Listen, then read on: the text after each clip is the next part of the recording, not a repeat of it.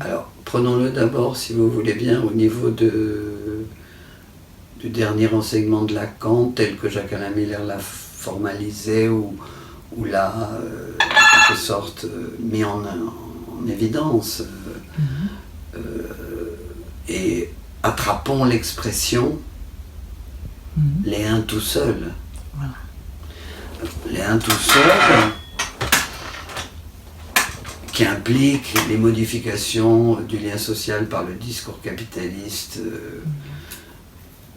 qui est aujourd'hui triomphant sur l'ensemble de la planète et pour toutes les nations.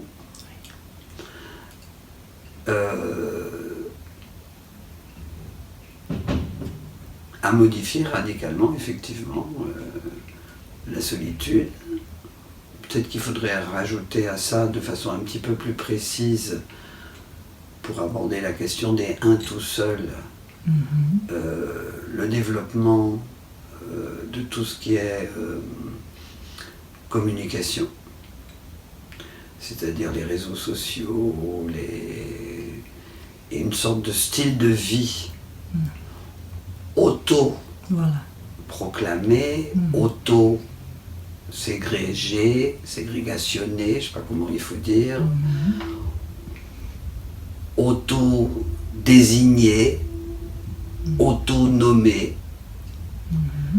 Donc pour moi, la solitude d'aujourd'hui, elle est quand même très corrélée à cet aspect du un tout seul qui est dans cette problématique de l'auto-promotion, l'auto-nomination. Si on prend par exemple l'expérience transgenre, les revendications transgenres, c'est une auto-nomination de genre. Voire, et c'est pas toujours le cas, mais voire une autocorrection de l'état civil, au moins de l'état civil, si pas du corps. Mais c'est pas seul, parce que sans la chirurgie, ou sans l'état civil, ou sans donc soit l'ordre social, soit la science, il n'y a pas cette auto-domination est en souffrance. Donc, je dirais que la solitude, c'est ça qui me fait répondre oui au fait que la solitude d'aujourd'hui est différente de la solitude d'hier. Alors, qu'est-ce que c'était la solitude d'hier? Elle n'a pas cessé. Il ne faudrait pas penser que l'une a remplacé l'autre. Il y a une sorte d'addition des solitudes, puisqu'il y a de plus en plus de problèmes quant à la famille patriarcale qui tenait les gens ensemble, y compris par la violence et par la force, par la contrainte, externe ou interne d'ailleurs, contrainte intériorisée ou contrainte extériorisée. Donc ça n'a pas cessé, ça s'est un petit peu modifié, ça a muté, mais enfin fondamentalement quand même, ça reste aussi une solitude quand on n'a pas de famille, quand on n'a pas de parents, quand on n'a pas de conjoint, quand on n'a pas de compagnon, enfin bref. Simplement le lien social tel qu'il était défini à l'intérieur de la structure de la famille essentiellement, ce lien social-là, il est un peu plus lâche, plus, je ne sais pas comment on dit, déchiré, vous comprenez, et moins serré. Moins serré, voilà. Donc, on peut dire qu'il y a une addition de solitude. Donc peut-être il faudrait dire les solitudes. Les solitudes, oui. Voilà. Bon. Vous croyez qu'il y a un traitement possible pour la solitude? Bon. Est-il possible d'en sortir de la solitude? C'est une illusion, la solitude. En tant qu'être parlant, c'est un impossible. C'est un impossible. Oui. En tant qu'être parlant pour lequel, pour tout x phi de x, la solitude est impossible.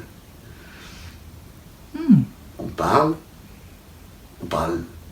évidemment seul, mais pas sans l'autre. Tout à fait. Sans l'autre du langage, il n'y a pas d'être parlant. Donc c'est ça qui me fait dire que la solitude est une illusion. C'est une sorte... une illusion. Comme la religion. Oui. Est-ce qu'on peut en sortir? C'est une question un peu provocative. Non, mais je la trouve excellente, cette question, parce que c'est une question clinique. C'est souvent ça qui nous est adressé comme demande. Je suis seul dans la vie, je n'ai pas de mari, je n'ai pas d'enfant, je n'ai pas ci, je n'ai pas ça. On souffre de ça. Voilà. Les comportementalistes ont mis en place des programmes de réinsertion, à partir de la notion de phobie sociale, des programmes de déphobisation sociale. C'est pas notre orientation, puisqu'on part du fait qu'il n'y a pas de solitude pour un sujet parlant. Ce qui, encore une fois, n'empêche pas qu'il parle tout seul. Mais notre solution à nous, quelle elle est? Au fond, c'est un petit déplacement. Passer de seul à seul avec. Ce qui fait une grande différence. Après, il faut se questionner sur avec qui, avec quoi.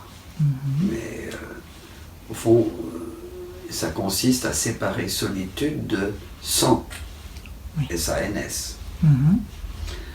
Ça, c'est une orientation de l'analyse, finalement.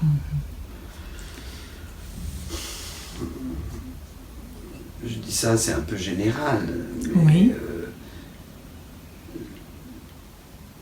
ce qui est sûr, c'est que on n'envisage pas non plus, au fond, qui sont les sujets parlants qui sont vraiment seuls. Il y en a. Les autistes. Et c'est les autistes. Bon. Alors on est tous un peu autistes, mais au sens figuré. En termes de jouissance. Pas avec la logique si forte. L'autre orientation de recherche, c'est d'aller voir qu'est-ce que ça donne la solitude du côté du patou. C'est-à-dire d'envisager la solitude des êtres parlants quand ils se situent du côté féminin. Au moment où ils se situent du côté féminin. Et là, je dirais que la solitude ressemble plus à une jouissance. Ah bon. Donc vous avez répondu à la troisième question. On va commencer. J'irai demander sur la solitude féminine, si elle est différente de la solitude masculine. Alors, la solitude féminine est différente. Alors, entendons-nous bien. Voilà. En ce qui concerne le genre, les hommes, les femmes, il n'y a pas de différence. En ce qui concerne la sexuation en termes lacaniens, à savoir la séparation et non pas la complémentarité entre orientation masculine au sens être humain et patou, c'est-à-dire le côté féminin des êtres parlants, qui n'est ni nécessaire, peut-être même ni possible parfois. Si on se situe du côté féminin du patou, là, la solitude peut être chez un sujet à la fois une plainte et une souffrance, côté masculin, à la fois une source de jouissance côté féminin. Parce que ça, c'est mon idée quand même. Mon idée est qu'un des aspects du patou est la solitude, mais une jouissance de l'être seul. Une dernière? Oui. Bon, j'ai demandé la différence concernant la solitude à la fin d'une analyse, ou vous demandez de commenter cette phrase de l'acte de fondation de Lacan pour je fonde toute seule comme pour penser justement. C'est très bien, vos deux références sont très bien. Ouais. La citation, c'est aussi seul, et on pourrait ajouter aussi seul que je l'ai toujours été. Oui. Ajoutons-en une autre. Oui, c'est la solitude. On est seul à certains moments, très rares moments de son existence. Mais en général, on est seul au moment d'un acte. Oui. Qu'on fait ou qu'on ne fait pas. Et si on le fait avec d'autres, en groupe, dans un nous, ça n'est pas un acte. Donc il y a la solitude qui est une expérience de l'acte. Et puis, votre première question, c'était ? La solitude à la fin de l'analyse. Ah oui, à la fin de l'analyse, alors là, c'est une solitude radicale, c'est-à-dire c'est la solitude de l'être parlant face au fait que grand A, l'autre, n'existe pas. Ou pour le dire autrement, parfois Lacan le dit autrement, il n'y a pas d'autre de l'autre. C'est-à-dire, il n'y a que cet autre-là du langage, il n'y en a pas d'autre. Ça, ce serait peut-être, selon moi, une des leçons d'une analyse terminée. Ça implique finalement une autre orientation de travail, c'est quel est le lien entre la solitude et l'objet. Seul avec ses objets. Oui. Il y a plein de gens qui fonctionnent comme ça. Oui. Pas sans mes objets. Pas sans mes objets. Il y en a au contraire d'autres qui ont toujours, depuis la plus haute antiquité, considéré que c'était le renoncement à tous les objets qui permettait de pouvoir rencontrer enfin le grand autre.